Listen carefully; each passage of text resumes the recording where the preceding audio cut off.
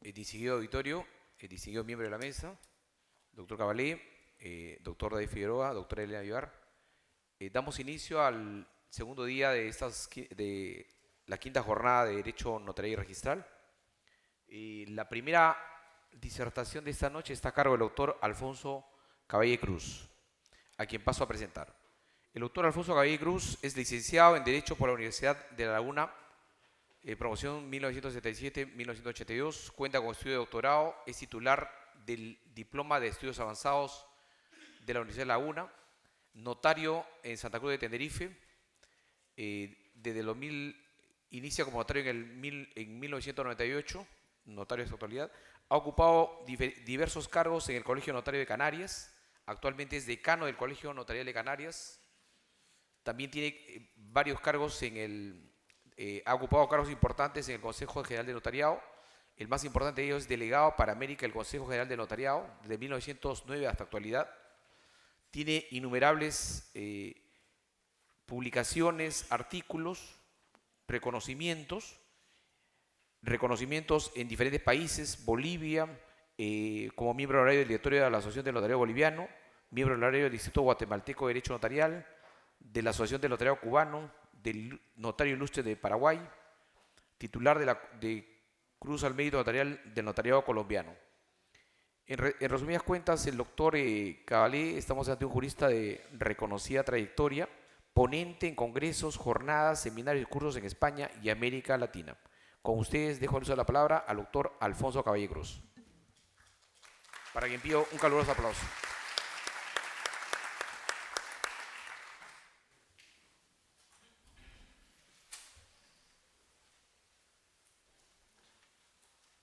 Buenas tardes a todos. Muchas gracias a la universidad, a Elena, a Sergio por la amabilidad que han tenido en invitarme a participar en este foro de tanta importancia. Pues bien, las garantías del derecho de propiedad en materia inmobiliaria se han contemplado tanto desde el punto de vista estático, en la conservación, uso y disfrute, como en el dinámico, en la transmisión o gravamen del dominio y de los derechos reales. La propiedad y su función social son reconocidas en las declaraciones de derechos humanos y en las modernas constituciones. En el caso de España, en su artículo 33, después de reconocer este derecho, establece que nadie puede ser privado de sus bienes y derechos sino por causa justificada, de utilidad pública o interés social mediante la correspondiente indemnización y de conformidad con lo dispuesto en las leyes. El derecho de propiedad guarda una importante relación con otros derechos como son el derecho a la herencia, la libertad de empresa, la protección económica y jurídica de la familia, el progreso social y económico, el derecho a un medio ambiente adecuado, el derecho al patrimonio histórico, cultural y artístico o el derecho a una vivienda digna. También el derecho de propiedad está íntimamente ligado con el derecho a contratar, que es una de las principales manifestaciones de la autonomía de la voluntad y que a su vez es uno de los reflejos más básicos de un derecho fundamental de la persona, cual es la libertad, toda vez que en su aspecto dinámico el ejercicio del derecho de propiedad privada se pone de manifiesto a través de múltiples contratos por los que se dispone, cede o adquieren los derechos que le integran la propiedad. Aspectos importantes, pues, del derecho de propiedad inmueble que genera riqueza y prosperidad cuando forma parte de un mercado ordenado, dinámico y seguro como medio de intercambio, inversión o de acceso al crédito. Esta relevancia que tiene la contratación inmobiliaria ha de ponerse al servicio de la sociedad y de la persona, lo que exige que se realice con transparencia, agilidad, seguridad y que se haga con total respeto a la justicia y al derecho. Un ordenamiento jurídico que aspire a ser verdaderamente justo ha de armonizar los aspectos económicos de la contratación y de justicia que han de presidirlo. Y la lección práctica de lo que ocurrió cuando la economía pone en segundo plano a la justicia y el derecho, hemos tenido la desgracia de aprenderla con la crisis subprime y su secuela, la reciente crisis financiera y económica mundial. En el derecho español, como en la casi totalidad de los países iberoamericanos, la seguridad jurídica en el campo inmobiliario se realiza principalmente por medio de dos herramientas, la escritura pública y la publicidad registral, que son dos medios formales y como simples medios que están destinados y subordinados al cumplimiento de un fin. Pues bien, a la hora de ponderar el valor de los requisitos formales, hay visiones extremas que tienden a exagerarlos por exceso o por defecto. Una de las posturas extremas trata de quitar valor a la forma considerando que es contraria a la libertad. En estos casos se abandona la idea de seguridad jurídica en aras de una pretendida libertad. La falta de seguridad jurídica en estos casos se trata de compensar o de suplir con carísimos seguros que solo dan una seguridad económica relativa. La otra visión extrema es la de aquellos que consideran la forma, o mejor, alguno de los mecanismos formales, como un fin en sí mismo.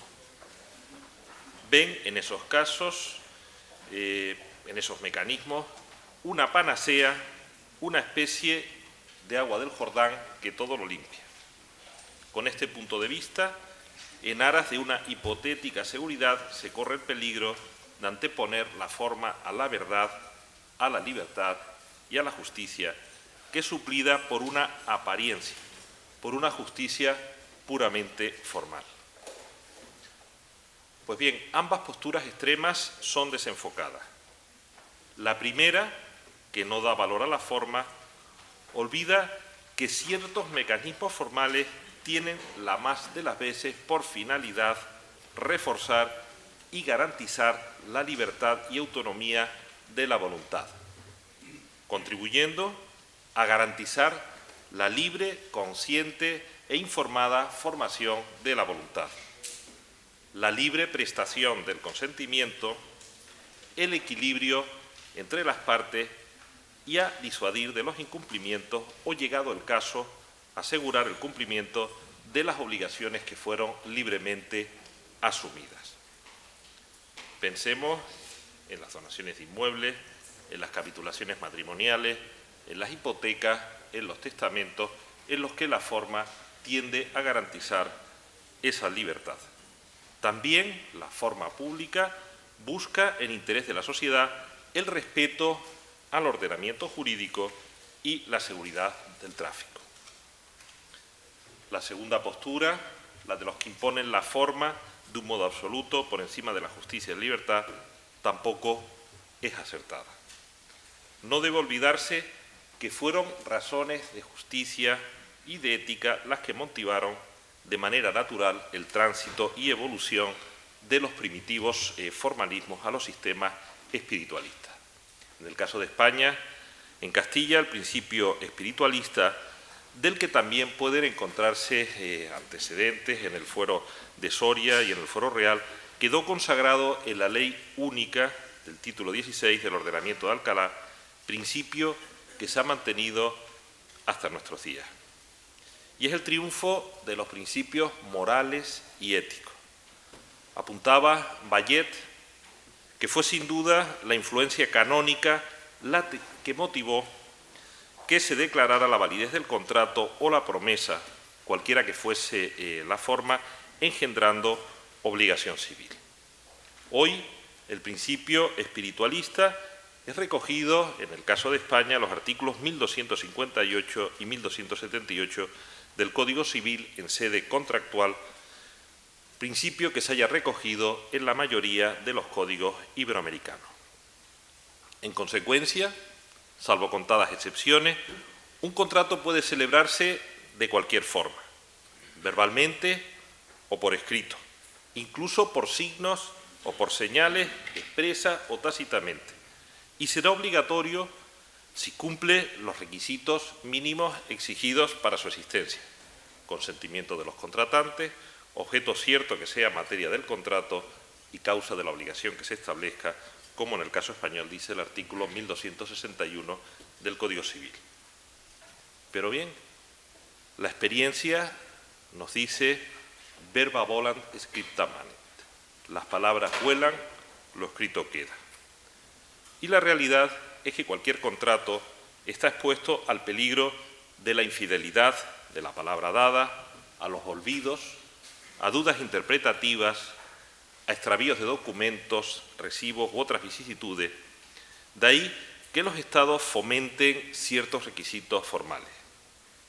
Además, es una realidad sociológica, ya que la prudencia y el sentido común en la práctica y en el devenir diario de la contratación hacen que los ciudadanos y la sociedad acudan a la forma en busca de seguridad y certeza para prevenir riesgos.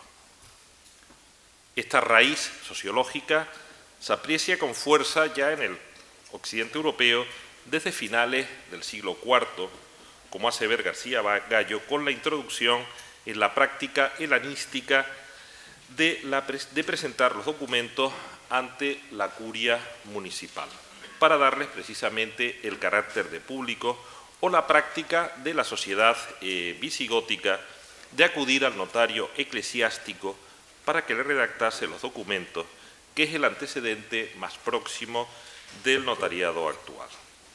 La necesidad de la forma surge de la propia sociedad como una autodefensa de la persona que busca garantizar sus derechos. También se justifica el que se fomente la forma en otras razones que atañen al interés de la colectividad, como la certeza y seguridad del tráfico, la garantía y respeto del ordenamiento jurídico, el facilitar la prueba, evitar los litigios o facilitar su solución previsible. También aspectos como el progreso económico, la lucha contra la delincuencia o razones fiscales aconsejan la forma y huir de la informalidad. Pero, por muy aconsejable que sea la forma, no debe ni puede imponerse por razones únicamente utilitaristas, sin consideración a la justicia ni a los valores éticos y morales. De ahí que la mayoría de los ordenamientos jurídicos, como les decía, y entre ellos el español, rechacen estas visiones extremas y hayan optado por la solución de equilibrio.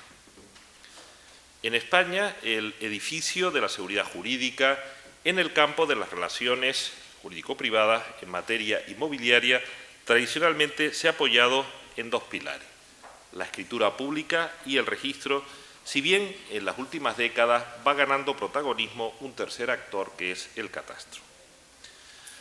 Sin perjuicio de otros antecedentes más remotos, es a fines del siglo XI y comienzo del XII, con el renacer de la ciencia del derecho, cuando surge en la Europa continental la figura del notario en su configuración más próxima. De este desarrollo tiene reflejo la Universidad de Bolonia, que en el siglo XIII tuvo destacadas cátedras de derecho notarial, como las de Salatiel o la de su discípulo Rolandino. En cuanto a la institución registral, si bien existen antecedentes, su configuración actual en España nace en el año 1861. Desde los comienzos de la Edad Moderna, a medida que se incrementaba el número y la importancia de las garantías sobre los bienes inmuebles, surge la necesidad de crear una fórmula o una institución que dé publicidad de las hipotecas y gravámenes ocultos. Esta institución fueron las contadurías de hipoteca, en las que no fue objeto de las mismas la inscripción de los actos o contratos traslativos o declarativos del dominio sobre los bienes inmuebles. En aquel momento histórico era suficiente garantía para los adquirentes de inmuebles o derechos sobre los mismos la publicidad derivada de la posesión y la exhibición de los títulos, dado el reducido ámbito territorial de la contratación y la gran estabilidad de la propiedad. Pero a medida que se produce el cambio en la configuración de la propiedad, aumentó la frecuencia de las transacciones inmobiliarias y los propietarios acudieron con mayor frecuencia también al crédito territorial, lo que hizo necesaria la creación de una nueva institución, los registros de la propiedad, que, como decía, en España tuvo lugar con la ley hipotecaria el 8 de febrero del año 1861. De forma paralela y simultánea a la génesis de los registros a principios del siglo XIX, también se percibió la necesidad de reorganizar el notariado, elaborándose al efecto diversos proyectos de ley. El proyecto, que se convertiría en la Ley del Notariado en España, fue presentado en el Congreso el 3 de febrero del año 1859, pero en tanto se discutía el proyecto, se anticipó la ley hipotecaria en el año 1861, por lo que la necesidad sentida de una nueva ley del notariado pasó en aquel momento a convertirse en una auténtica urgencia, ya que, y este es un dato clave, los legisladores en aquel momento veían con meridiana claridad que los efectos del registro solo podían sustentarse sobre una base sólida, es decir, sobre unos títulos auténticos, eficaces y de calidad, lo que exigía títulos notariados, pero no cualquier título notarial. Exigía además un notariado fuerte, eficiente y bien organizado. Con este propósito es por lo que se dictó la Ley del Notariado de 28 de mayo de 1862, sancionada por la reina Isabel II. La Ley hipotecaria y la Ley orgánica del notariado fueron de la mano desde sus orígenes. La vinculación de ambas leyes fue totalmente evidente para la doctrina y para el legislador decimonónico, ya que, repito, los efectos derivados de la publicidad registral solamente se apoyaban y justificaban en la calidad del título sujeto a la inscripción. Y es justo, por tanto, en este momento cuando surge el binomio notaría y registro, dos sólidas instituciones que dieron confianza, certeza y seguridad al tráfico inmobiliario. Pero el sistema español nació con una deficiencia que con el tiempo se fue haciendo más necesario solventar, pues la realidad física del objeto, es decir, su existencia y cualidades materiales, no quedaban garantizadas. Esta deficiencia se intentó solventar por primera vez en el año 1906, cuando se creó el catastro topográfico parcelario, y en dicha norma se pretendía ya la coordinación entre el registro y catastro. Pero esta coordinación durante todo el siglo XX fue en España un completo fracaso. Solo a finales del siglo se adoptaron medidas eficaces para paliar el problema a partir del año 1996, que estableció la obligación de dejar constancia en la escritura pública y en la inscripción de las referencias catastrales de los inmuebles, exigiendo certificación catastral descriptiva y gráfica en términos coincidentes con la descripción contenida en la escritura para que una finca pudiera acceder por primera vez al registro, paso que se han consolidado posteriormente en el decreto legislativo del año 2004 que ha sido objeto de posteriores reformas. En él se fija un catastro como registro obligatorio, presunciones de exactitud y como un registro en el que se describen los inmuebles. En cuanto a los medios prácticos, a través de los cuales el catastro podía contribuir, destacaba la certificación descriptiva y gráfica, en base a la cual los otorgantes podían reconocer la finca y afirmar su coincidencia, y también herramientas como la oficina virtual que permite el acceso online con tiempo real al catastro. Pero en este punto me voy a limitar a examinar solamente la relación entre la escritura pública y el registro de la propiedad, relación que es muy intensa, ya que un número importante de las escrituras que autorizan los notarios son objeto de inscripción. Y una gran mayoría, una inmensa mayoría de los títulos que acceden al registro son los notariales, muy por delante de los títulos públicos, judiciales o administrativos. Se dice que los efectos del registro derivan del principio de publicidad, que tiene un aspecto material y un aspecto formal. En cuanto a la publicidad formal, es el modo práctico en que el registro presta sus servicios de publicidad al ciudadano. La sociedad demanda cada día rapidez, modernidad y comodidad en cualquier servicio público, y eso debe incluir también al registro.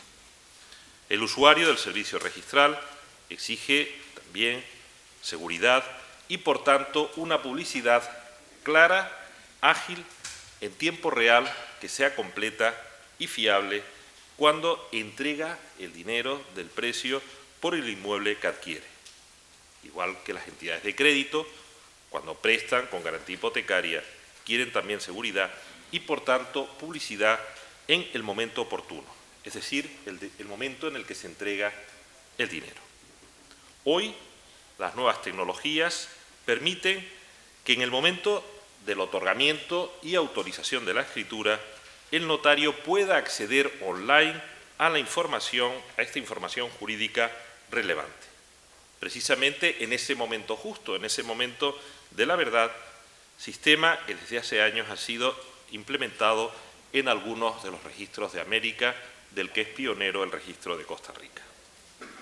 A esta demanda social de mayor eficiencia y seguridad pretendía dar respuesta en España una ley, la Ley 24/2001, y posteriormente la Ley 24/2005, que concedió una serie de derechos a los usuarios del servicio registral con las correlativas obligaciones de los notarios y registradores.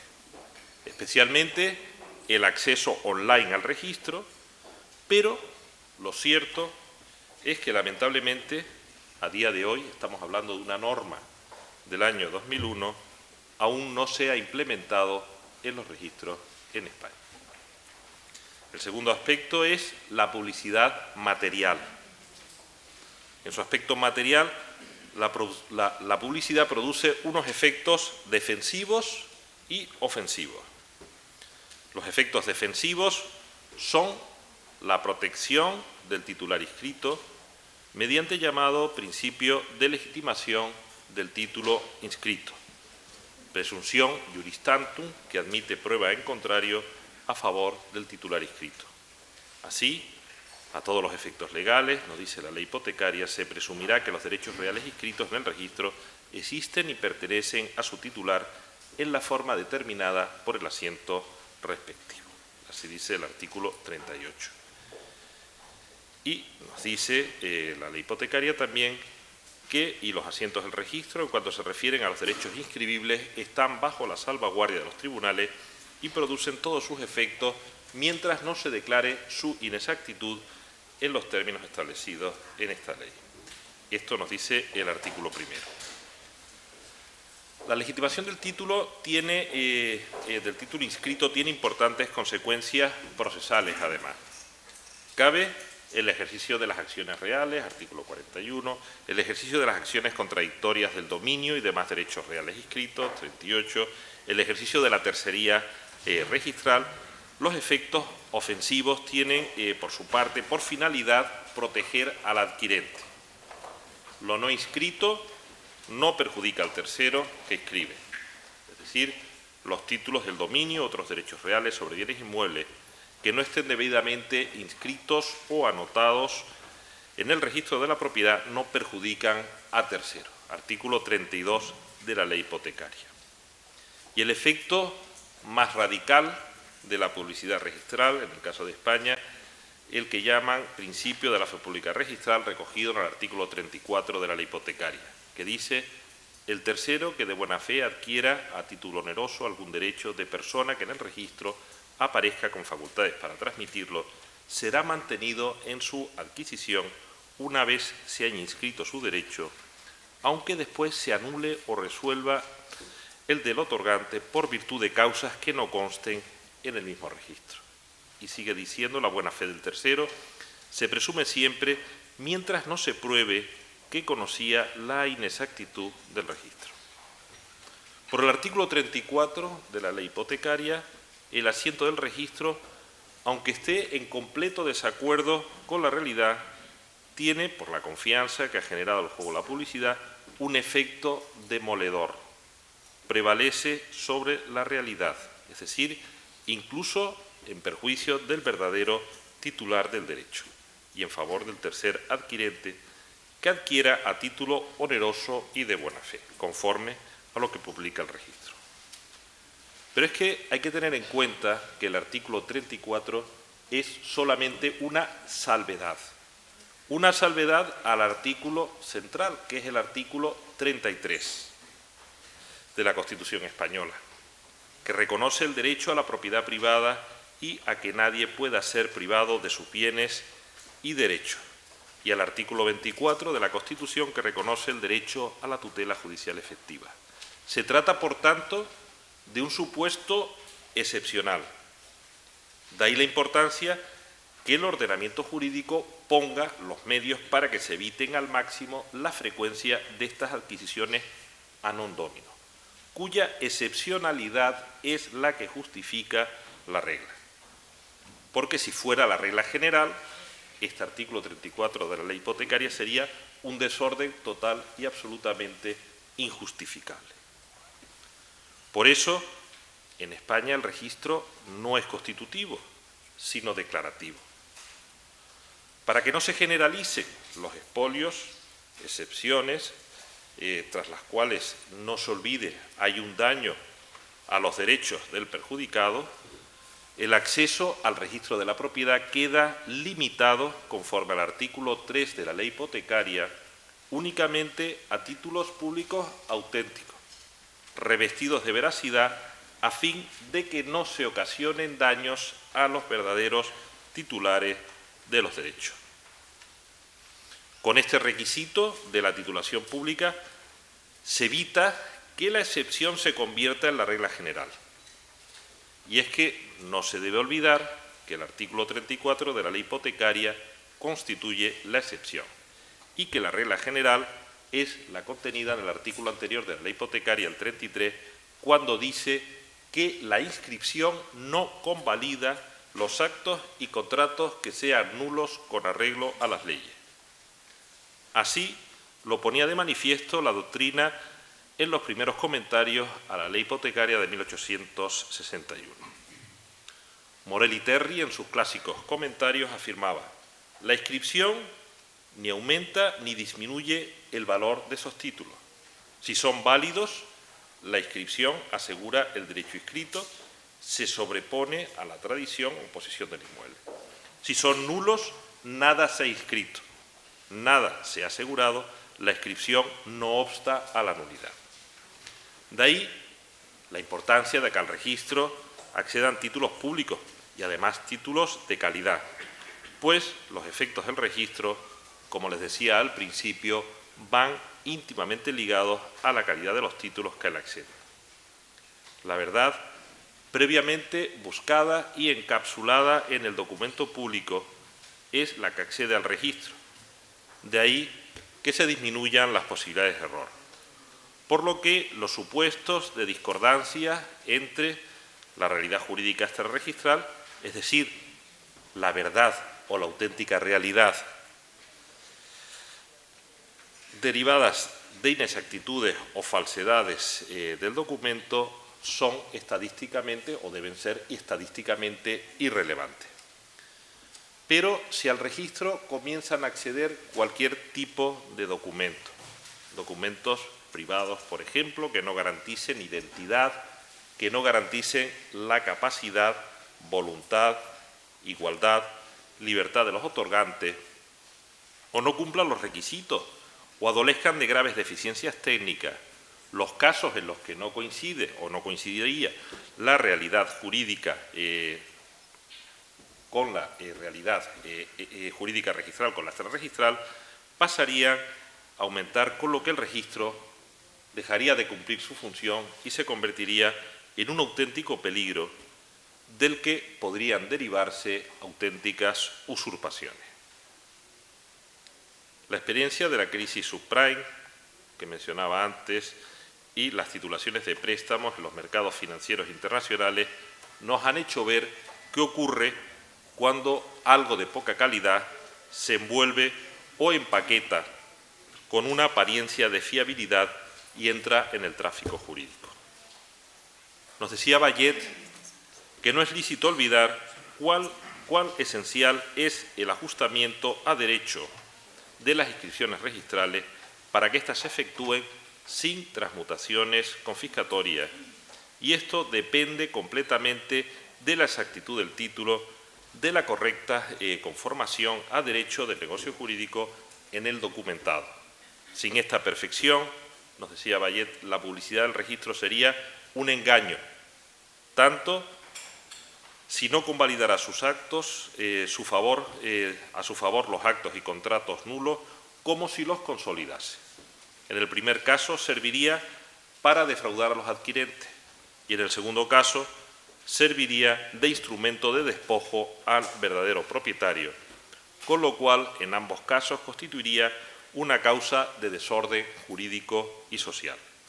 Por eso, dice Bayet, que para que un registro esté verdaderamente al servicio de la plena seguridad jurídica, debe ser un registro de títulos auténticos y de títulos auténticos válidos, que incorporen fielmente negocios jurídicos justos y bien configurados. Por ello, si queremos registros eficaces, necesitaremos unos títulos auténticos, como nos dice Bayet, válidos, justos y bien configurados. Decía anteriormente que por encima de los documentos judiciales y administrativos, precisamente la más abundante fuente de inscripciones son los instrumentos públicos notariales.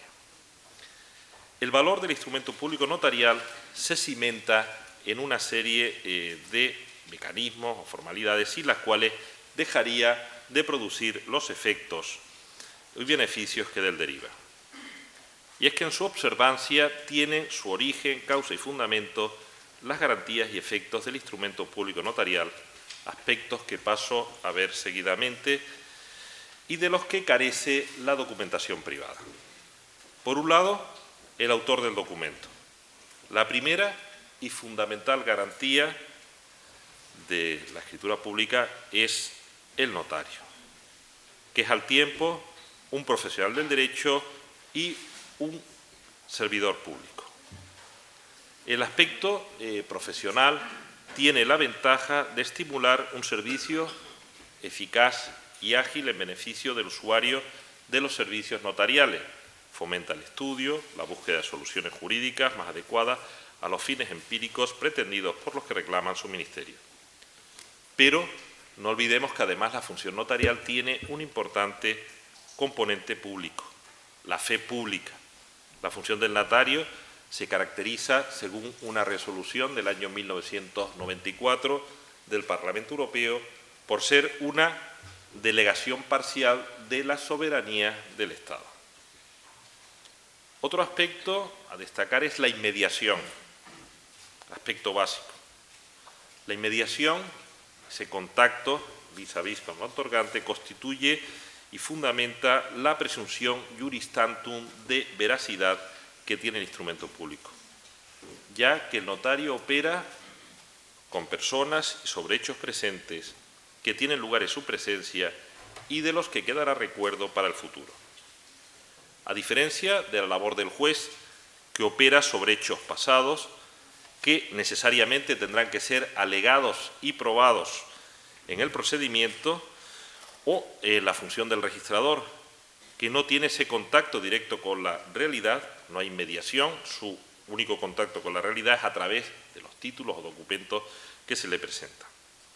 El notario por la inmediación, debe hacer una apreciación personalísima de las circunstancias de las personas y de todo lo que rodea al negocio, y que ha de llevarle a la formación de los juicios que ha de emitir y, por tanto, al convencimiento personal de que se pueden autorizar la escritura solicitada.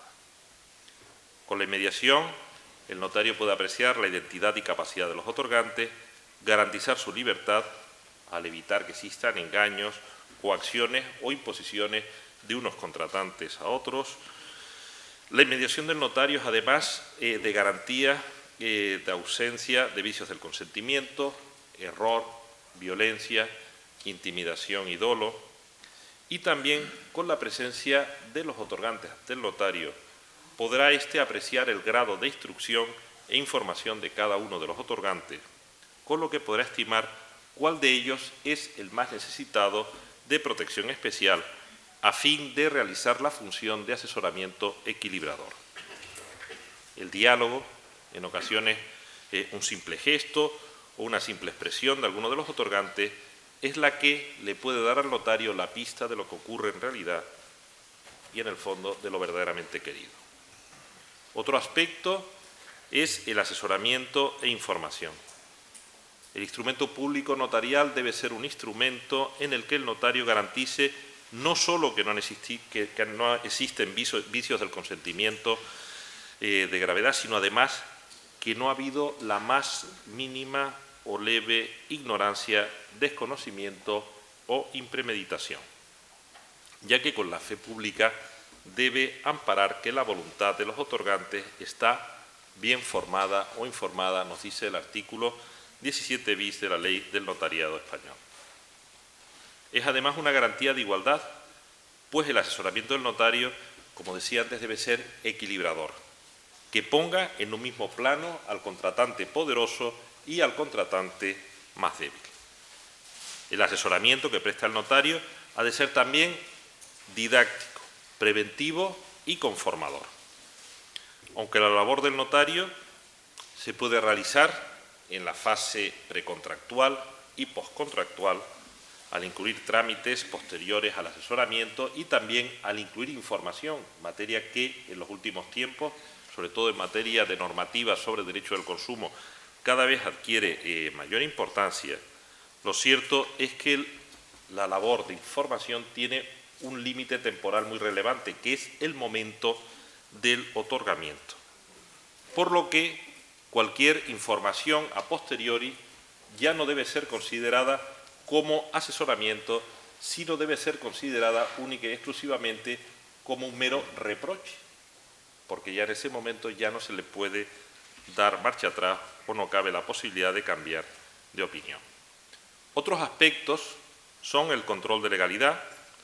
El notario es un órgano de control, supervisión y garante del respeto a las normas y de la ética en el campo de las relaciones jurídicas entre los particulares. La función del notario de redactar y autorizar el documento ajustándolo a la voluntad de los otorgantes y a las leyes, y la del registrador de calificar el título, aunque algunos intentan asimilarlo, no son asimilables. La primera es preventiva, es dar forma a algo, y la segunda es apreciativa de algo ya existente y ya cristalizado. El instrumento público notarial tiene que ser un instrumento que circule en el tráfico jurídico con el sello garantía oficial de ser acorde con el ordenamiento jurídico. Es fundamento de esa presunción iuris tantum de validez del instrumento.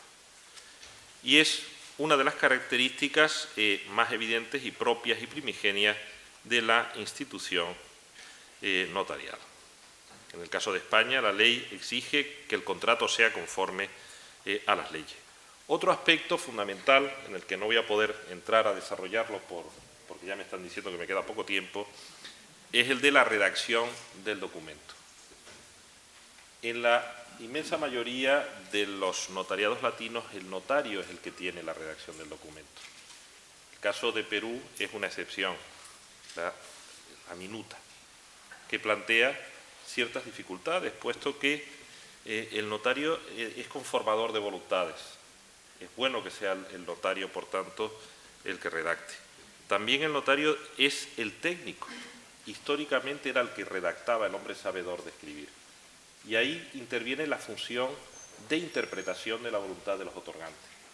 Función que tiene por finalidad también evitar conflictos de cara al futuro.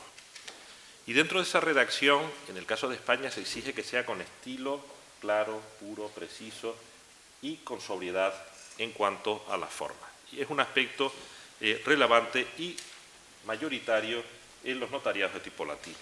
Otras formalidades, la lectura, prestación del consentimiento, también los signos externos de autenticidad para que el documento circule con garantías. Hoy en día es común el uso en el ámbito internacional de papeles de seguridad y en el ámbito del documento electrónico hay que utilizar las máximas garantías a fin de evitar que se produzca cualquier tipo de manipulación. En el caso de España ya es común la utilización del documento público electrónico a través de las copias que se remiten, por ejemplo, entre notarías y registros u otras instituciones. También otro aspecto muy importante es el de la conservación del instrumento público.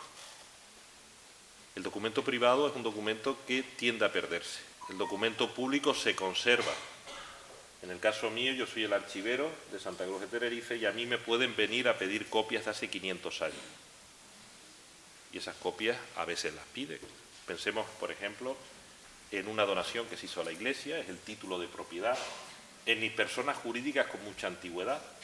Hay instituciones que tienen 200, 300, 400 años y sus títulos son de hace 200, 300 o 400 años. Cuando necesitan pedir una escritura, pues hay que pedirla. Es decir, el documento notarial, aunque pasen muchos años, es un documento que sigue vivo y que debe mantenerse y conservarse. Al pasar los años, además, adquiere un valor extraordinario desde el punto de vista histórico que no conviene tampoco olvidar.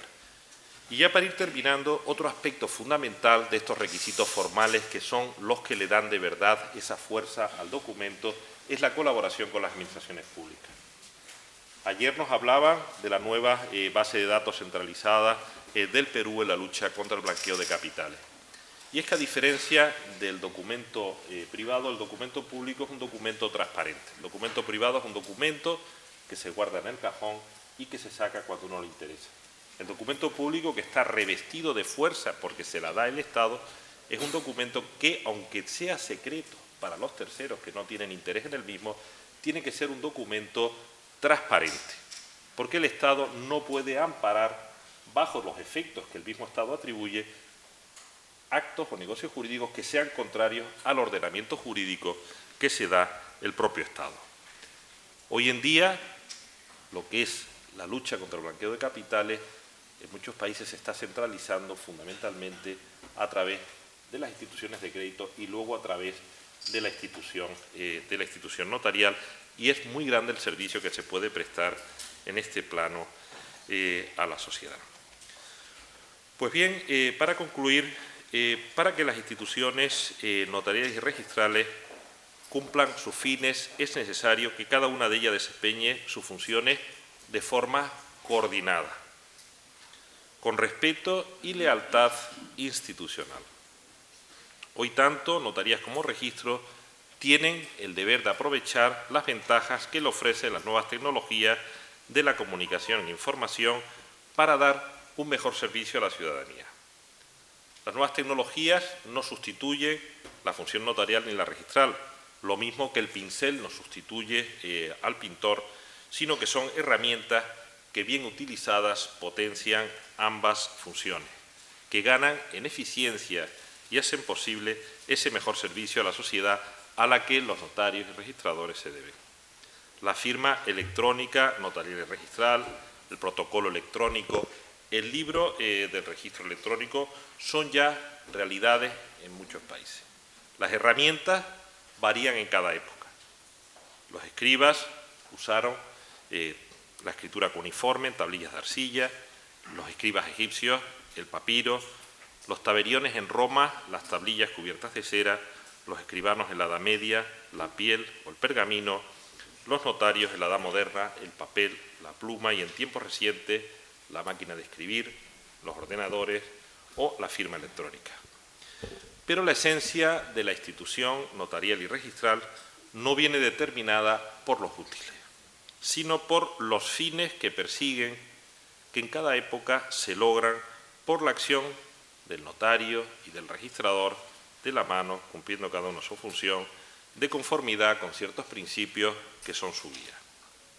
Las sociedades, a través de estas instituciones, han tratado de dar respuesta a las necesidades y realidades de las personas de cada época en la que han desempeñado un discreto pero importante servicio, contribuyendo al desarrollo, conexión y mantenimiento de la paz en las sociedades.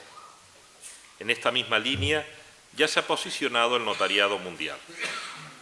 La recomendación aprobada en Budapest por la Asamblea de la Unión Internacional del Notariado Latino, en la reunión de los días 10 y 11 del 2014, ya decía que se propone al notariado fomentar la implementación de los sistemas de otorgamiento y autorización de escrituras, matrices u originales en soporte electrónico, siempre presencialmente ante el notario, como alternativa al otorgamiento en soporte papel y en el futuro como sustitución del mismo. Se propone adicionalmente que el notario rechace todos aquellos sistemas de otorgamiento que no comporten la inmediación del notario en el lugar y momento de la celebración del negocio, precisamente porque en esa inmediación es donde radica de verdad la garantía. Y no me canso de repetir que del mismo modo que la eficacia del documento se vería enormemente limitada sin su acceso al registro, ningún registro mínimamente fiable y seguro sería concebible si la calificación del registrador no se realizase sobre documentación carente del sello de calidad que deriva de la autorización por un funcionario por el notario, que controle la legalidad en el momento de la perfección del contrato. En definitiva, sin la condición de documento público.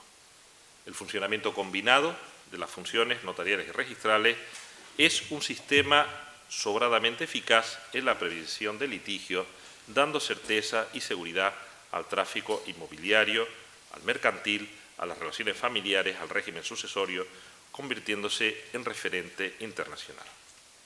Pues bien, el futuro de la seguridad jurídica no hay que buscarlo en la desnaturalización o, como decía Núñez Lagos, en mudar funciones de una oficina a la otra, sino en el respeto, en la colaboración y en la lealtad institucional.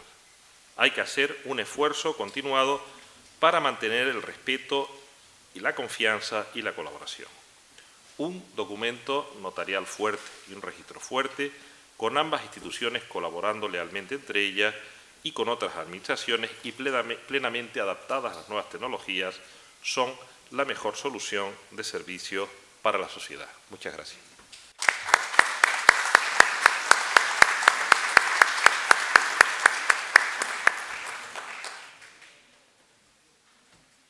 Bien, antes de continuar con el segundo expositor, yo quiero pedirle a la sala que le brindemos un caluroso aplauso porque el doctor Cabalé ya no de aquí se dirige al aeropuerto y a nombre de la Universidad Católica, de esta Casa de Estudios, es la segunda vez que tenemos el honor de tener en este auditorio al doctor Cabalé y a nombre del notariado, agradecerle, Alfonso, tu permanente apoyo, tu calidad humana y el ejemplo que nos das a todos los notarios peruanos y en general a todos los profesionales, registradores, funcionarios de este país, porque tu calidad y el conocerte prestigia al notariado español y para nosotros, sin lugar a dudas, siempre te lo he dicho, eres la mente más lúcida del notariado español y lo que más te caracteriza es tu desprendimiento y tu permanente colaboración. Venimos trabajando hace muchos años y siempre tu dedicación es un tema que siempre vamos a llevarlo en el corazón. Muchas gracias, Alfonso.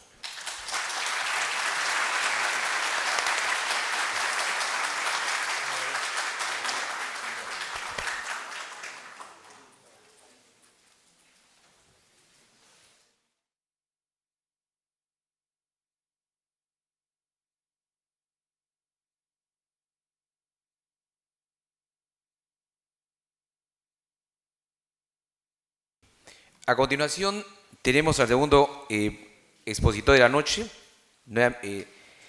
Esta noche nos acompaña el doctor David Figueroa Márquez. El doctor David Figueroa Márquez es presidente de la Comisión de Asuntos Académicos de la Unión Internacional del Notariado Latino, notario 57 de la Ciudad de México desde el año de 1988, con 28 años de ejercicio profesional, miembro de la Comisión de Asuntos Internacionales del Colegio Nacional del Notariado Mexicano, presidente de la Asociación Nacional del Notariado Mexicano por el bienio 2005-2006. Ha sido expositor internacional por parte de la Comisión de Asuntos Americanos en diferentes países: Argentina, Bolivia, Cuba, Ecuador, El Salvador, Haití, Honduras, Perú, Puerto Rico, República Dominicana, Costa Rica, Guatemala, Paraguay, Uruguay. Profesor invitado de la Universidad Notarial Argentina, consejero permanente de la Unión Internacional del Notariado Latino para las legislaturas 2008, 2010, 2011, 2014, 2016. Como reconocimientos, debemos resaltar, es miembro del grupo de los 300 líderes más influyentes de México, según el número junio 2007 de la revista Líderes Mexicanos, condecorado por la Orden Nacional del Notariado en el grado de Cruz al Mérito Notarial por el presidente y el Consejo Directivo de la Unión Colegiada del Notariado Colombiano. Con ustedes dejo en el uso de la palabra al doctor David Figueroa, para quien pido un caluroso aplauso.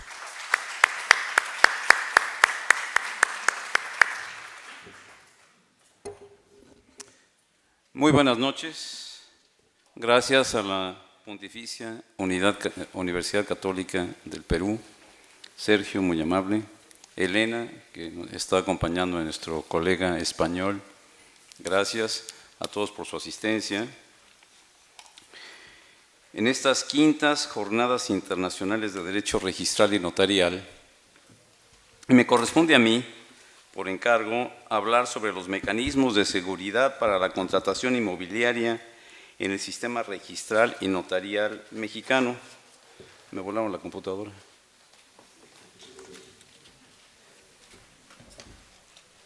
Aquí está, perdón.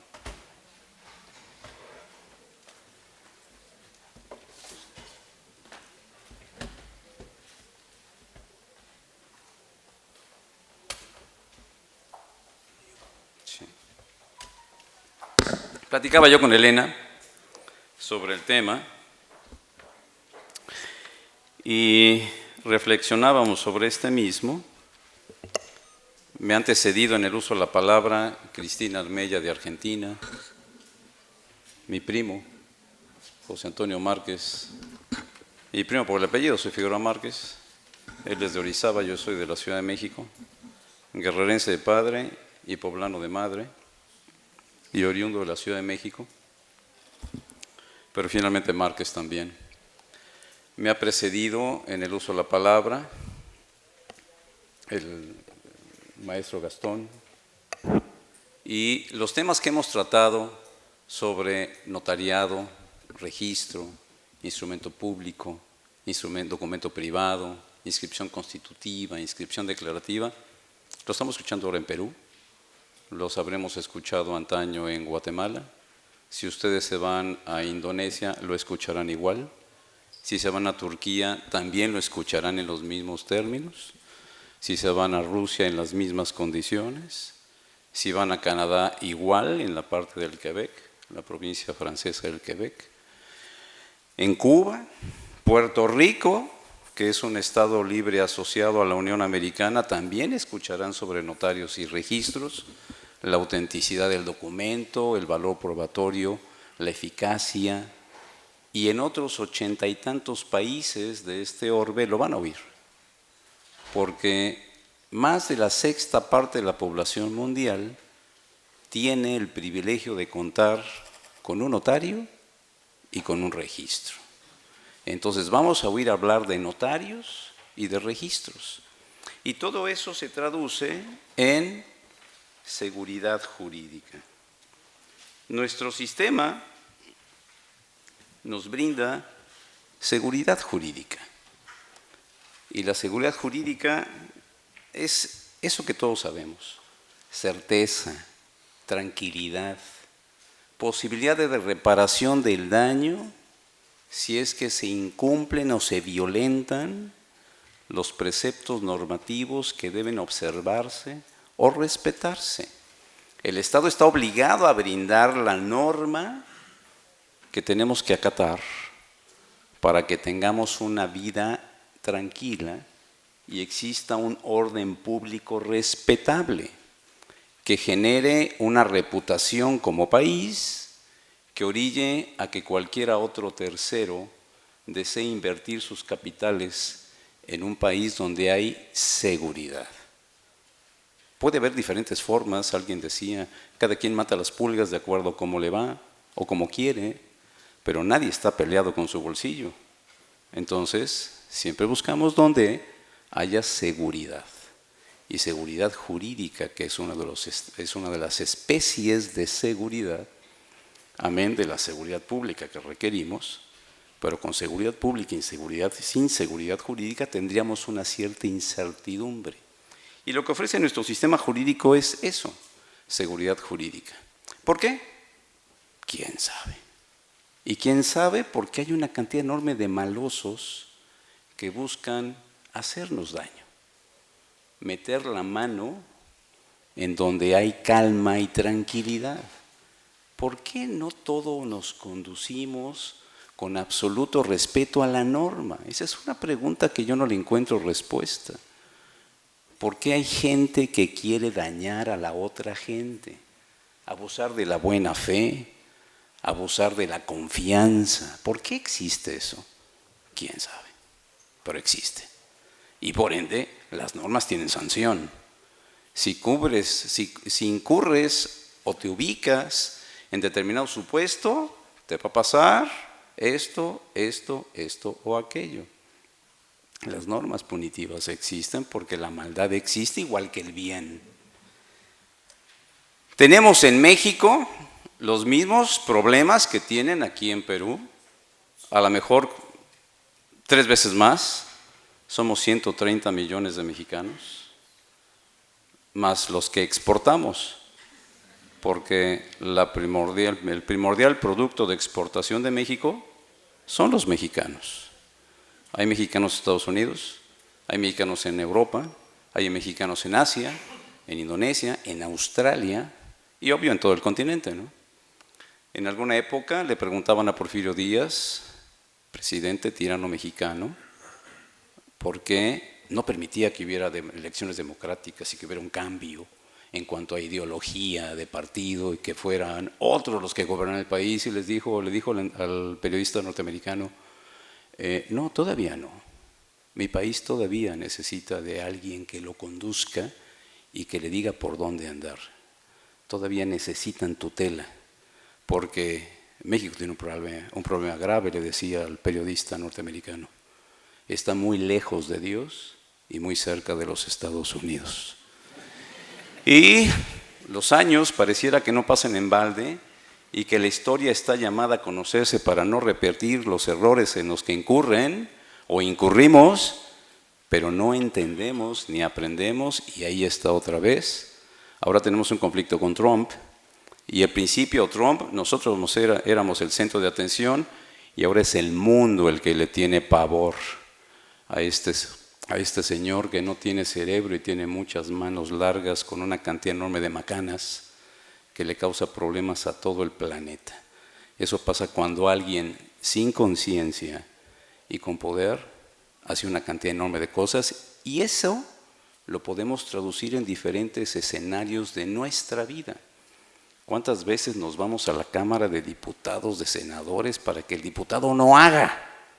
¿Por qué? Porque puede cometer un error en lo que está pretendiendo hacer, cuando debiéramos ir a la Cámara de Diputados o de senadores para que el diputado haga o el senador haga. A veces nuestros sistemas van de una mano de cierto desconocimiento de algo que resulta ser importantísimo, que es nuestra idiosincrasia, nuestras raíces, nuestra historia, que nos permitan evitar incurrir en problemas. Los delitos existen y padecemos lo mismo que padecen o que padecerán. Tenemos un boom inmobiliario en México, y ante eso se presenta esto, el fraude inmobiliario. A la gente le toman el pelo. ¿Y cómo hacer para evitar caer en ese problema de alguien que quiere hacerle daño al otro, quitándole el dinero que tanto trabajo le cuesta a algunos ganar, otros lo reciben muy rápido, y así como viene se va. Pero a la mayoría nos cuesta un chorro de trabajo ganar la plata. ¿Cómo hacerle? Los problemas que tienen quienes se ven envueltos en un momento determinado con inmuebles son el vendedor, cuestiones de los vendedores, de los inmuebles mismos, de los gravámenes que soporten dichos inmuebles, de los folios donde obran inscritas las propiedades, de los títulos que presentan las personas, tanto desde un punto de vista formal como desde un punto de vista material, y de los propios adquirentes. Problemas que tienen que ver con estas cuestiones que obligan a abrir los ojos y de acudir con aquellos que saben. ¿Y quiénes son los que saben? En principio, los que se ponen a estudiar aspectos relevantes al patrimonio de las personas, que resulta ser uno de los valores más importantes, porque en la medida en la que el derecho de propiedad es protegido por nuestras normas, la gente se compromete en tener propiedades que de entrada están siendo objeto de respeto por la norma, en la medida en la que pueden los propietarios hacer con sus propiedades lo que conforme a derecho proceda, incluso dejárselo a los herederos. Uno se esfuerza porque en la medida del esfuerzo uno puede darle a sus descendientes, a nuestros descendientes, el producto de nuestro trabajo. La sucesión testamentaria contempla eso, el producto del trabajo de una persona, que lo reciban sus descendientes. ¿Y cuáles son las herramientas que en 87 países de este planeta utilizan los ciudadanos de esos países para tener tranquilidad en la adquisición de sus bienes, de sus derechos, de su familia, de su persona, y de recibir el apoyo del Estado cuando hay una afectación a esos elementos esenciales de la vida de alguien? Los notarios y el registro público. No les voy a decir nada diferente de lo que hemos venido escuchando a lo largo de estos últimos días de maneras muy interesantes y en algunos casos muy elocuentemente expresado y platicado. Yo no les voy a decir nada distinto. Finalmente son dos los pilares en donde en 87 países se construye toda una estructura jurídica a la que acuden o de la que abrevan los ciudadanos de esos países por lo que respecta a la garantía de su patrimonio. Los notarios y el registro. Sistemas de seguridad jurídica que sirven para proteger a los particulares, para apoyar a las entidades mismas y para brindarles de herramientas para poder ejercer sus derechos cuando estos son violentados. Los notarios que están, como ustedes ya lo han escuchado y como lo saben, lo viven, tienen un notariado muy eficiente, muy eficaz, tiene un notariado muy eficaz que será tan eficiente como la entidad gubernamental donde se ubica este notariado comprenda las ventajas de la función y le facilite el ejercicio de su labor, de tal manera que esa eficacia sea adicionalmente eficiente. A veces nuestra eficacia se ve un poco restringida o detenida por una serie de trabas administrativas que orillan al Estado a pensar que no funcionamos. Y de ahí lo que platicaba la doctora Armella en cuanto a las sociedades anónimas simplificadas, que los estados las promueven con bombo y platillo sin saber la metida de pata que están haciendo.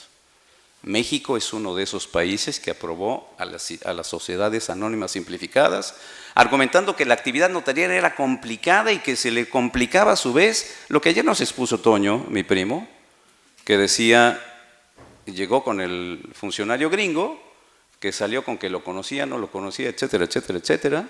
Yo creo que porque en una se presentó con anteojos y otra sin ellos, y pues uno cambia, ¿no? Y entonces le dijo, aquí está, ya quedó usted su empresa constituida, pero para operar había que seguir toda una serie de trámites administrativos que no descansan en la voluntad de los particulares ni en su formalización, sino en la ejecución. ¿Se puede? Es una industria de qué características, los usos de los inmuebles donde va usted a abrir su negocio, permiten o no permiten, pagó o no pagó, está o no está al corriente, la ficha es correcta o incorrecta, y ahí se va deteniendo la labor de un emprendedor que no fue por la constitución misma, sino por la operación del negocio, y eso no lo ven los gobernantes en un momento determinado, sino que se van por el lado que aparentemente es más flaco, pero que más fuerza les da, la seguridad jurídica, que descansa en un notariado eficiente, que no lo es a veces tanto, y en un registro público de las mismas características, que tampoco a veces lo es tanto. Porque el registro público, que resulta ser en muchos de nuestros países, los 87 primordialmente, ser una fuente de ingresos impresionante para los estados que lo tienen, desafortunadamente es desdeñado en cuanto a su labor jurídica, y muchos de los registradores no reciben la retribución económica que debieran recibir a su importante labor jurídica que realizan al momento de llevar a cabo una inscripción que descansa en verificar los antecedentes para darle a esa inscripción la solidez que requiere la misma, no obstante su eficacia y su característica de publicidad a ultranza, que como nos explicaba recientemente nuestro anterior expositor, don Alfonso Caballé, si se elabora basura, ingresa basura. Y si no hay solidez en el documento preparado, la inscripción se cae consecuentemente. Y de ahí que las disposiciones normativas señalen que una inscripción por sí no sobrevive a la declaración de nulidad del documento inscrito. ¿Por qué? Porque es un reflejo de la seguridad del documento que descansa en un profesional que se prepara, trabaja, estudia, concursa, llega y tiene una enorme responsabilidad. ¿Cuál? La confianza de sus conciudadanos, el notario. El notario recibe la encomienda del Estado y la confianza de la población.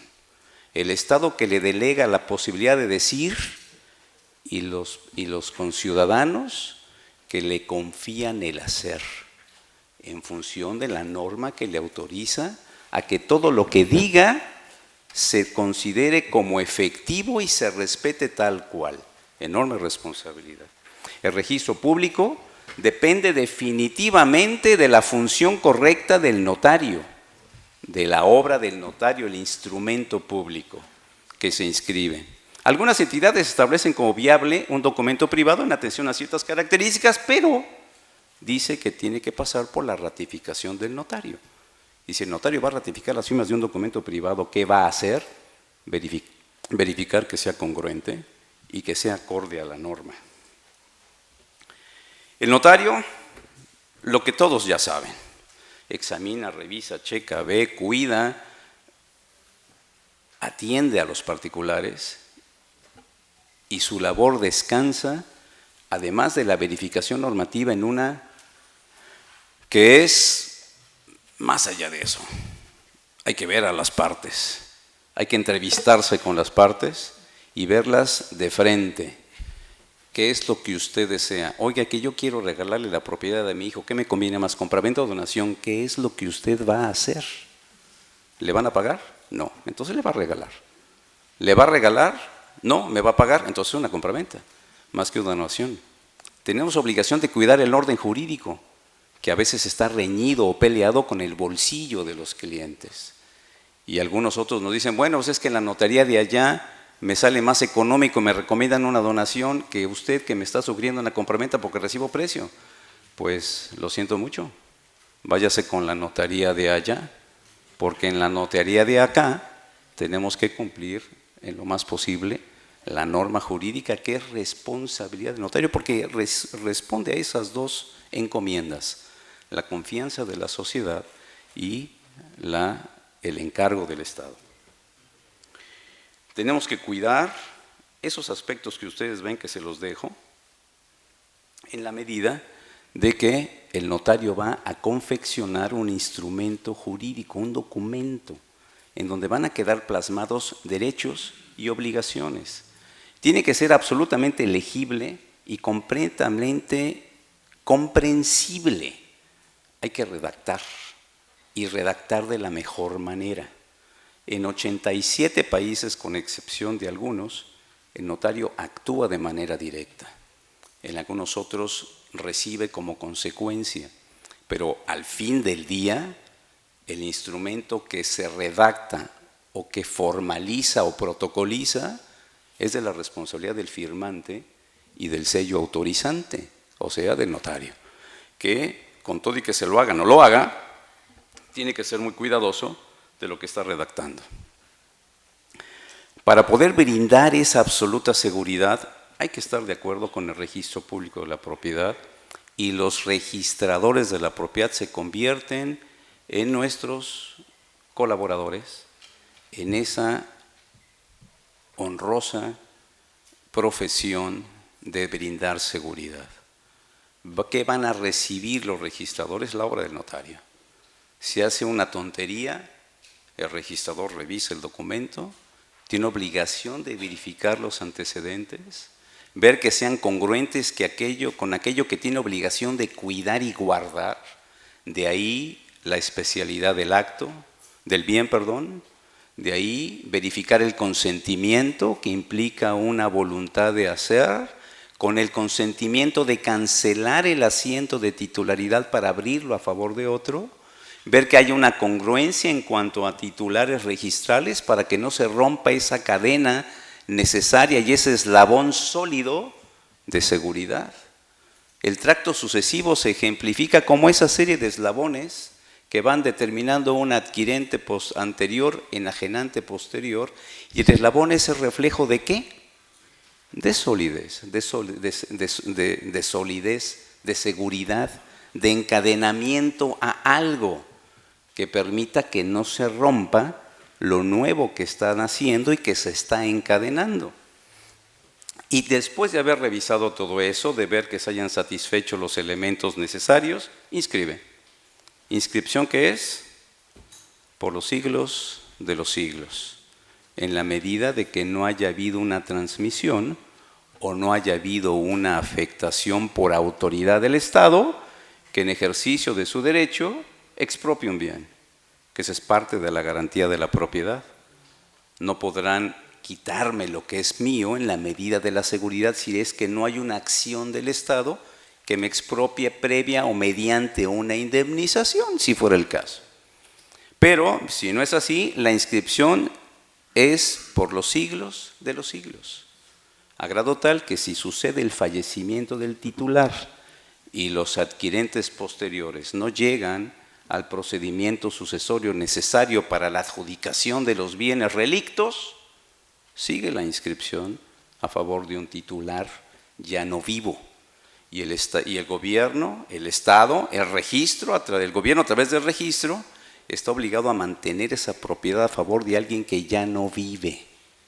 Y los herederos, que son los vivos, que no han hecho lo necesario para hacer la transmisión, no pueden disponer que algo que tienen de hecho no les pertenece conforme a derecho, y eso es parte de la seguridad jurídica. Tienen que seguir las normas que el propio Estado dictó para llevar a cabo esa transmisión hereditaria, que se formalice ante el notario, que verifique que se hayan satisfecho los requerimientos de un testamento válido o de una sucesión legítima, habiendo cuidado que el orden de sucesión en el segundo de los casos y la disposición testamentaria en el primero sean acordes a efecto de llevar a cabo la concreción de una transmisión de propiedad hereditaria. En México no hay herencias vacantes. La transmisión se da en el momento mismo del fallecimiento, no obstante la época en la que se formalice la transmisión. Y los impuestos correspondientes pues van acorde a la fecha en la que se llevó a cabo esta. Pero si no se lleva a cabo nada y no se ponen de acuerdo y pasan los años, puede haber generaciones tras generaciones tras generaciones y los inmuebles se quedan congelados porque nunca hubo una acción que implicara sujetarse a las normas jurídicas para llevar a cabo la transmisión, y eso es parte de la seguridad, porque se tiene que cumplir con el orden normativo que le toca en estos 87 países al notario verificar y al registro recibir e inscribir para esa oponibilidad. Dos columnas vertebrales que sostienen a todo un andamiaje jurídico que nunca se juntan, en la medida en la que no exista la voluntad de los particulares de informarle al registro que, como nos decía la doctora Armella, los actos jurídicos extrarregistrales que se dan diario se le comuniquen al registro público para garantizar esa seguridad en el tráfico, esa seguridad dinámica de la que nos habló el doctor Caballé hace unos minutos, que amalgame lo que el ordenamiento jurídico en 87 países dispone para la tranquilidad de los titulares de los patrimonios que son, en algunos de los casos y la mayoría por regla general, bienes inmuebles, que son los más cuidados por la entidad porque son parte del suelo, que es uno de los elementos del Estado. Hay que proteger la tierra horizontal o la tierra o el espacio o la propiedad vertical. En los casos de las propiedades en los países como los nuestros que crecen hacia arriba en la medida de que ya no pueden crecer hacia los lados.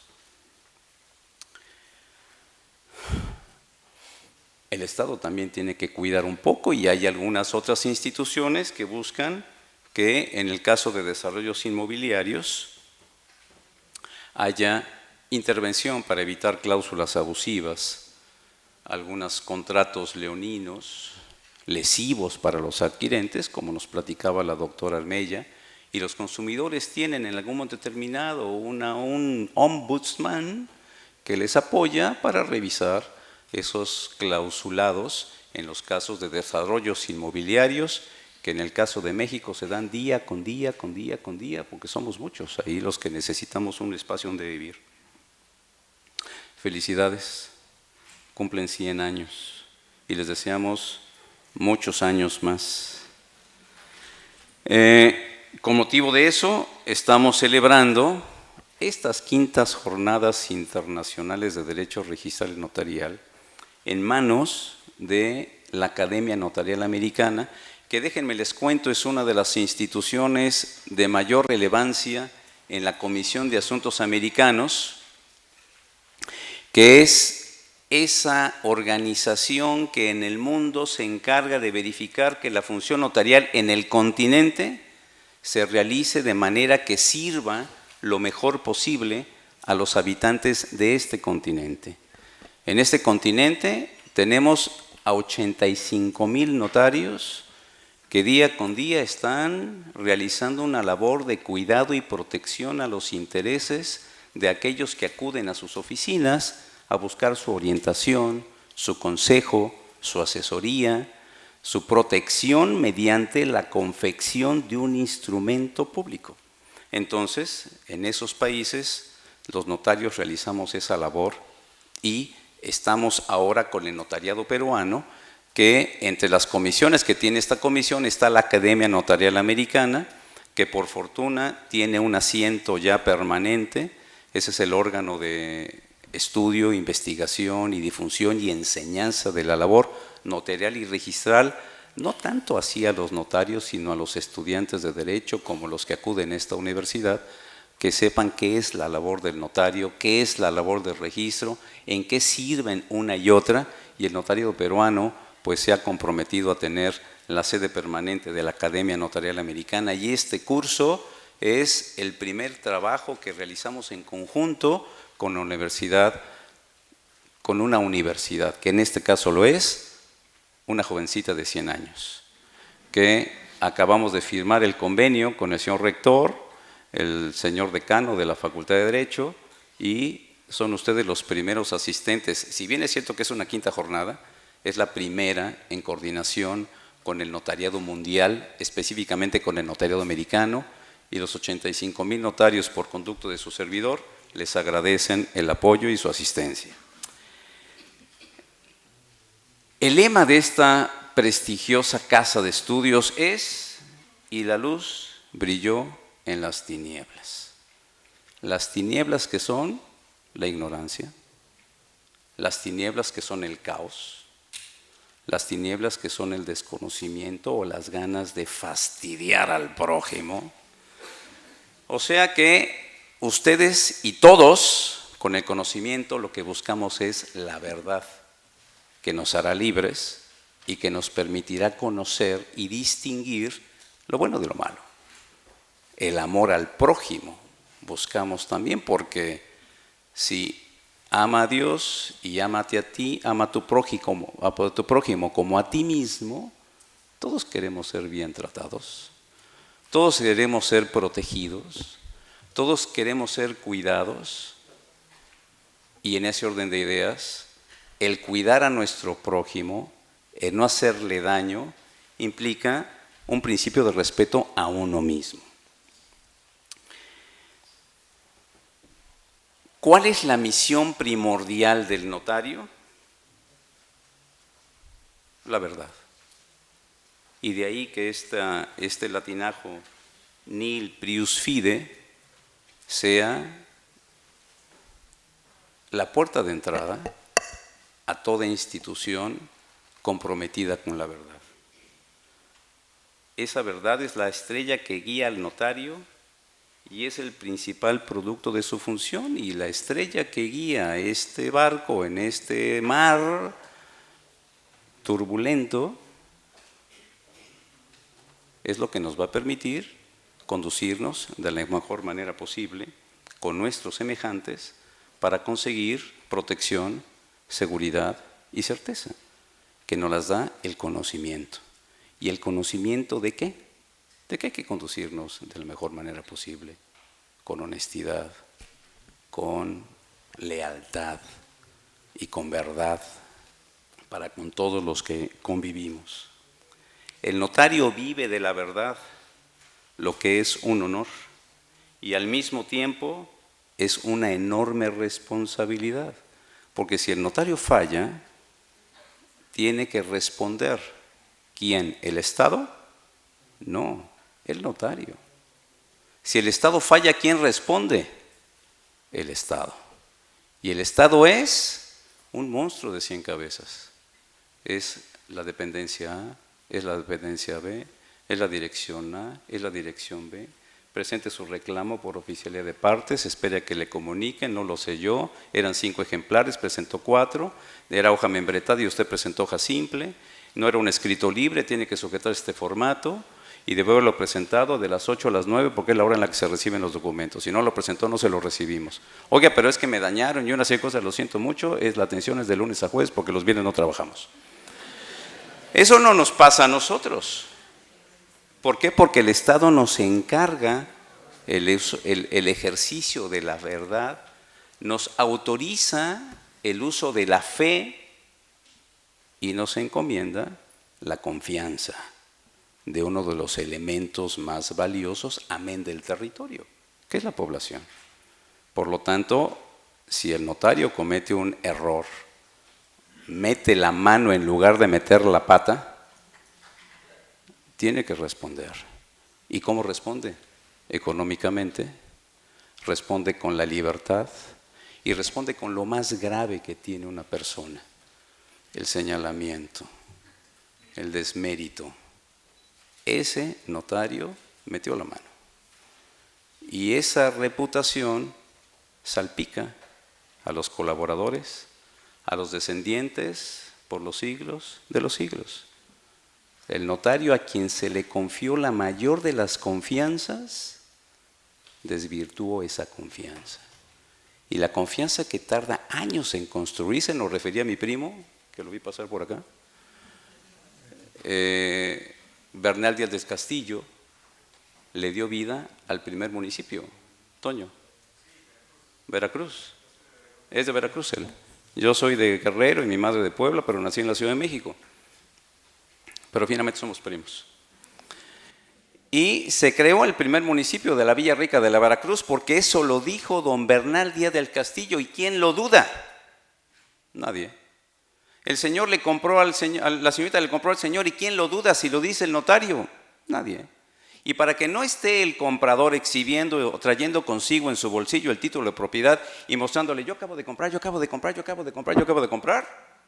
Después de que el notario verificó que esa compra estuviera conforme a derecho, si hubiera satisfecho lo que establece la ley en materia de desarrollo urbano, no hubiera comprado para construir un lupanar o para hacer una casa de trata de blancas o fabricar cocaína o algo así por el estilo, porque el uso del suelo no lo permitía. El notario tuvo que verificar todo eso. Después de todo eso, para evitar que esté mostrando el título, oiga, ¿qué? Yo acabo de comprar. Y yo acabo de comprar, no lo hace. Manda el documento al registro público y está la oponibilidad frente a terceros. La publicidad registral, que genera en todos nosotros una obligación. Yo les aseguro que ahorita allá afuera alguien está vendiendo y algún... ¿A qué hora termina el registro? ¿A las 6? ¿Perdón?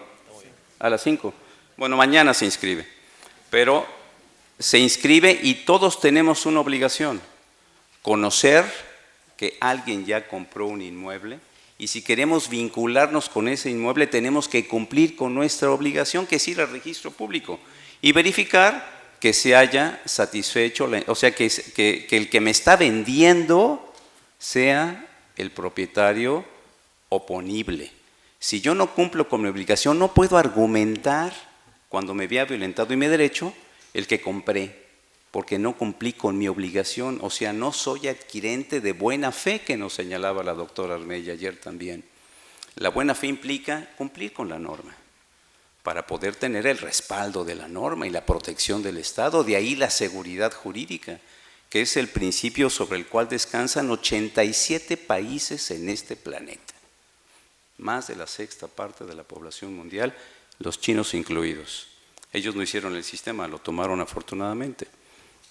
Pero son 80,000 notarios chinos y Napoleón nunca llegó a China. El código francés está ahí, a través de una institución como la nuestra. ¿Por qué? Porque cuando China despertó, se encontró con dos sistemas en el mundo, Common Law y Civil Law. ¿Y cuál es el que me conviene más económicamente? El otro es de decisiones judiciales, tribunales, jurados de conciencia. Y este de documento público, normas jurídicas, procedimientos escritos, que estamos cambiándolos de una manera insensible e irresponsable a veces por procedimientos orales. No porque estos sean malos, pero ¿qué tienen de malo los otros? ¿No había que adecuarlos a lo mejor? ¿No había que buscar una mayor diligencia en el impulso procesal? No sé, pero ¿cuánto tiempo estuvieron entre nosotros? ¿Y por qué no buscamos darle a lo que ha surtido efectos tanto tiempo una actualización, una mayor eficiencia ante el hecho de la demora, del exceso de carga a los tribunales, que orillan a una cantidad enorme de posibilidades, pero que finalmente han respondido ante siglos y siglos de evolución humana en los distintos países? Pero tenemos que tener conciencia de lo benéfico para poder potenciarlo. Estas son palabras de nuestro anterior expositor, don Alfonso Caballé, en un pregón con motivo de la Semana Santa 2017. Y esta máxima que tenemos ahí nos refleja un poco lo que nos sucede. Y la corrupción viene de una cuestión: la ignorancia o la apatía al conocimiento, que nos genera ese pretexto de desconocimiento que nos pretende conseguir de manera aparentemente más ágil un beneficio que sería consecuencia de un trabajo continuo, de un esfuerzo legal cotidiano, como muchos los tenemos. Por eso es que nos daña tanto la impunidad. Nos daña que haya impunidad ante un evidente caso de corrupción que nos pasa en todos los países. Y ninguno en este planeta, con honrosas excepciones, está exento de esa corrupción. Y se los digo porque si subsisten los ataques a la delincuencia organizada, al lavado de dinero, que nos genera cargas y cargas de reporte al Estado de lo que implica una actuación que pudiera implicar lavado de dinero, y todos sabemos a veces dónde se lava la plata. No entendemos por qué el Estado no realiza una acción inmediata y va directo al centro de la explotación ilegal o del comercio ilegal. Me estoy metiendo en Honduras, y no en Honduras país, en Honduras conflictivas porque tenemos a los gringos arriba y Trump nos oye muy rápido. En la medida en la que tengamos compromiso con el conocimiento, nos conduzcamos con verdad, tratemos a nuestro prójimo como quisiéramos ser tratados nosotros y seamos respetuosos del orden jurídico, menos normas requeriremos, más descansaremos en la palabra empeñada, que era el máximo valor de nuestros antepasados, que con un estrechón de manos confirmaban un trato y lo cumplían a cabalidad, sin documento suscrito. Por eso a veces el documento no se sabe ni cómo firmarlo, por los que cada vez tenemos menos. Nuestro planeta ha ido evolucionando, somos más y debemos ser mejores, conociendo lo que sucedió antaño y buscando mejorar sin olvidar. Les felicito por su asistencia, les agradezco su atención, los invito a seguir esforzándose como ahora por tratar de conocer lo que pasa en un entorno internacional, porque no estamos aislados en este pedazo de tierra. No estamos aislados en México, ni en Perú, ni en Guatemala, ni en Dominicana. Formamos una orbe que cada vez está más comunicada y a veces el exceso de comunicación pudiera llegar a un proceso de desconocimiento por tanta comunicación. Necesitamos una instrucción consciente de nuestros valores y nuestras idiosincrasias que han hecho a nuestros países lo que a la fecha son, para con esa sapiencia y esa madurez recibir todo lo que nos llega de fuera cada vez más inmediatamente. Felicidades y gracias por su atención.